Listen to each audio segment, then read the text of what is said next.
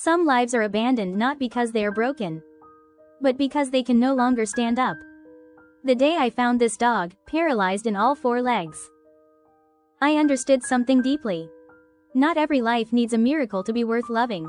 I found him on a quiet afternoon, lying completely still, his body dirty, his legs motionless beneath him. He could not stand, could not crawl, could not even try to move away. He did not bark, did not cry, did not call for help. He simply lay there, as if he had already accepted that the world had moved on without him. People said he was fully paralyzed, unable to walk ever again, and because of that, he had been abandoned.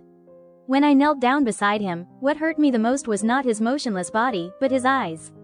They were tired, yet still aware. Still present. Still hoping, quietly. That look made it impossible for me to turn around and walk away. I did not know what the future would hold, but I knew one thing for certain: leaving him there would mean the end. The first days were difficult. I fed him slowly, cleaned his body, changed his position again and again so he would not suffer more pain. He could not turn over by himself. Every small movement depended entirely on my hands. Yet he never resisted. Never showed anger or despair. Every time I spoke to him, he blinked slowly, as if answering in the only way he could, "I am still here." I took him to the veterinary clinic with hope in my heart. But the diagnosis was final. The damage was too severe. He would never walk again.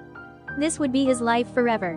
I sat in silence after hearing those words, not because I wanted to give up, but because I needed to understand something. Could a life like this still be happy? He answered that question himself. I learned how to care for him properly. Feeding him, bathing him, talking to him every day. I built a small custom wheelchair, simple but stable, just enough for him to lie on and move around. The first time I placed him on it, I was nervous. But then his tail moved. Just slightly. A tiny wag, but to me, it felt like a miracle. From that day on, he began to go outside.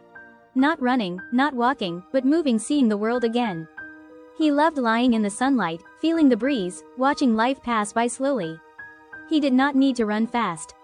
For him, simply being part of the world again was enough. I have another dog at home. At first, I worried they would not get along. But they did. One runs freely.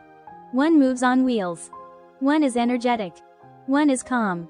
And yet they became companions. They understood, in their own way, that in this home, no one gets left behind. Sometimes in the evening, I sit between them, my hands resting on their backs, and I realize something simple but powerful. Happiness is not about having 4 legs that can run. Happiness is about being loved, in the right place, by the right heart. The dog who was abandoned because he could no longer walk now lives a peaceful life. Not perfect but complete. Not pitied, just loved. And for me, that is the most beautiful ending any rescue story can have.